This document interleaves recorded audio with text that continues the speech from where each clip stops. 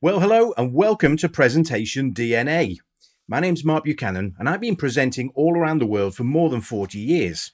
Now, in that time, I've gathered together a lot of the principles that I believe make for great presentations, and I want to share them with you in this video series because I think that will help to release the brilliant presenter inside of you.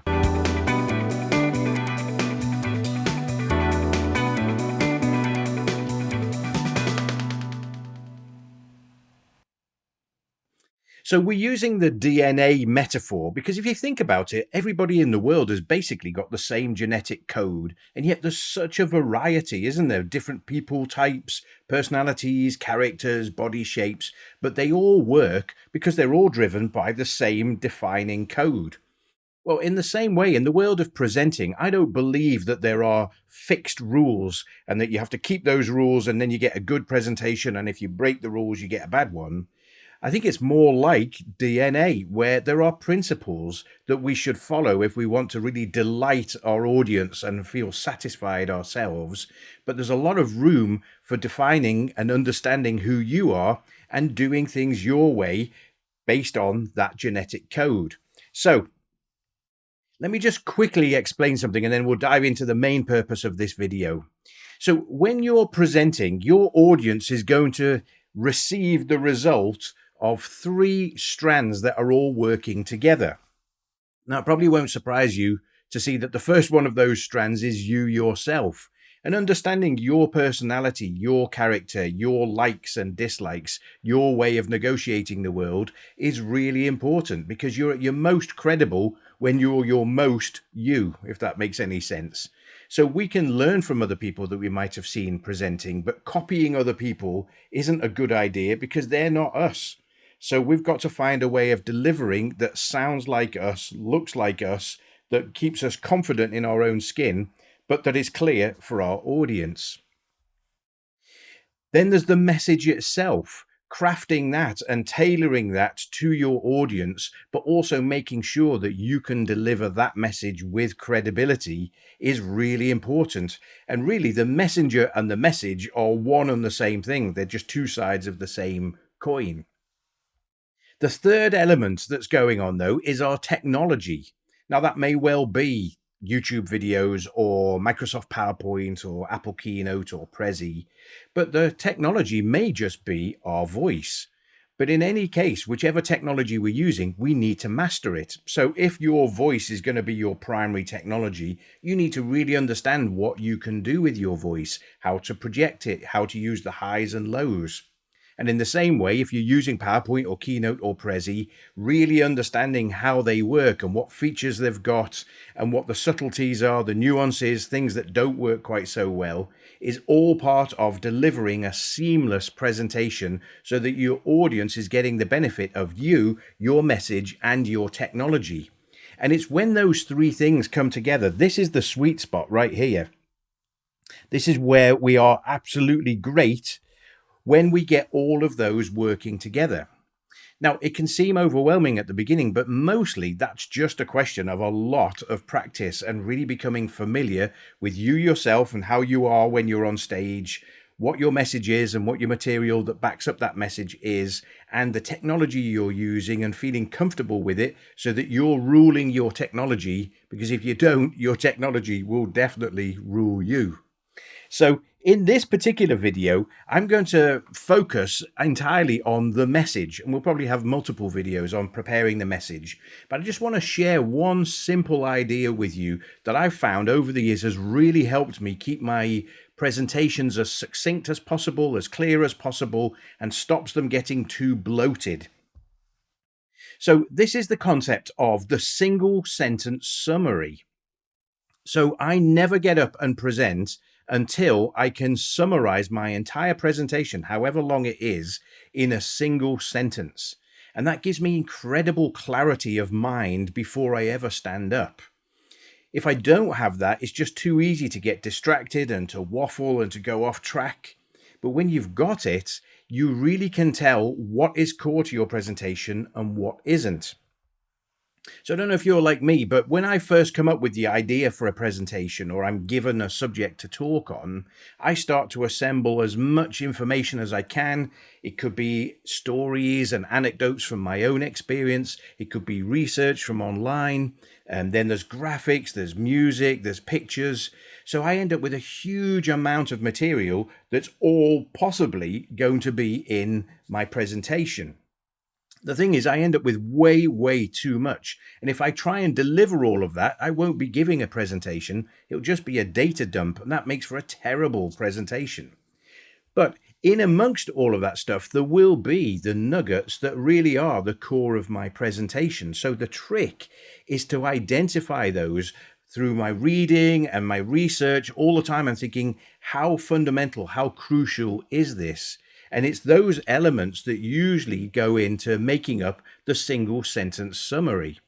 So if I was doing a single sentence summary for this video, it would be, you know that you're ready when you can summarize your whole presentation in a single sentence.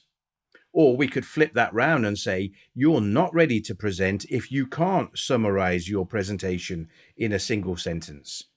So that's the core of this video. And there's so many things that I wanted to say and wanted to do and slides that I wanted to make. But a lot of them turn out not to be crucial for this very simple point. So they need to go. But that's the advantage of having a single sentence summary. And the first one is, once you've got that, you've basically got your opening line. Now, usually people will stand up and say, hello, my name's Mark, I'm from Chester, how are you? Isn't this a great conference? Where are you all from?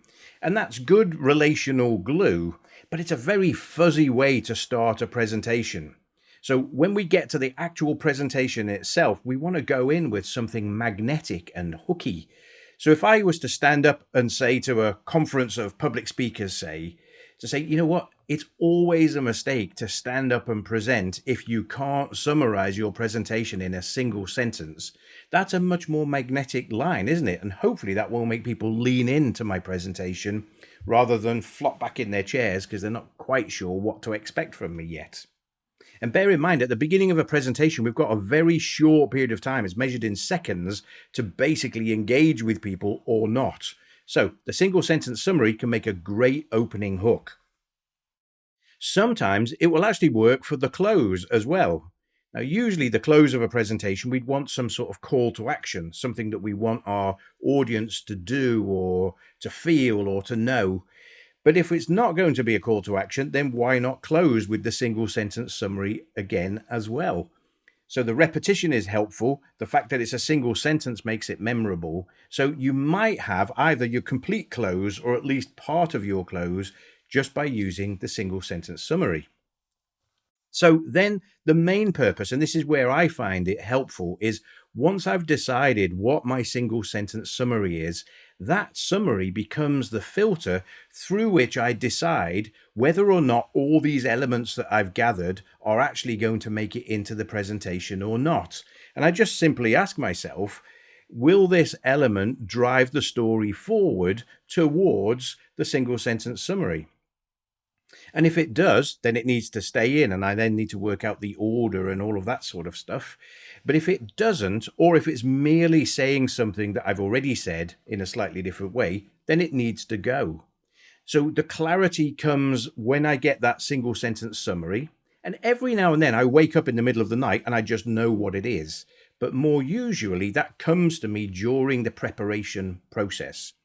But then once I've got that, then I can just hang everything against that and say, should this be in? Should this be out? Using that summary. So it takes a bit of time to get used to it, and you have to be ruthless to say, sorry, that's a great slide that I've just spent an hour on, but it doesn't match up with the single sentence summary, so it's got to go. And that ruthlessness keeps us clear all the way through the preparation phase. And because we're clear in that phase, we're going to be clear when we stand up and deliver. And it'll pay dividends then. And I like to freestyle a little bit in my presentations, but again, I've got this central spine that helps me stay on track and on purpose. So that's this tip.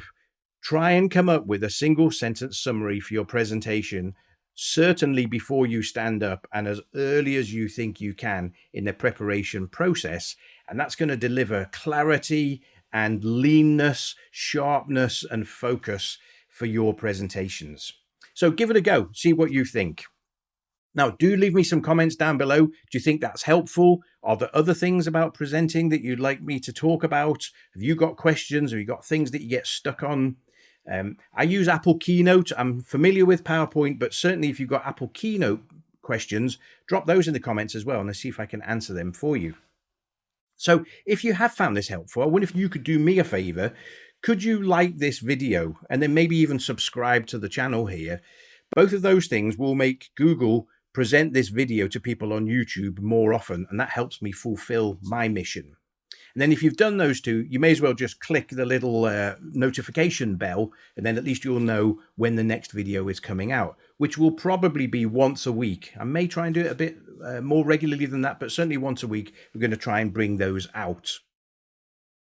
The last thing to talk about is I'm a member of something called Buy Me a Coffee. And if you go to buymeacoffee.com/Mark Buchanan, you can buy me a coffee. It's just a way of supporting the channel, helps me offset the costs of the gear and the time to run this channel. But then there are also some membership levels there. There's some free things that you can download. But if you're on the paid membership level, then you will also get tutorial videos where each of these videos I'm making, I'll just take a couple of the slides that I've used and I'll talk through how I've designed them and how I've built them. And over time, that should build up into a bit of an Apple Keynote tutorial bank. So that might be useful too. There's also an ebook on there that you can download. That's $1, which is dirt cheap, but it's just 6 things that you want to keep in mind when you're preparing your presentation.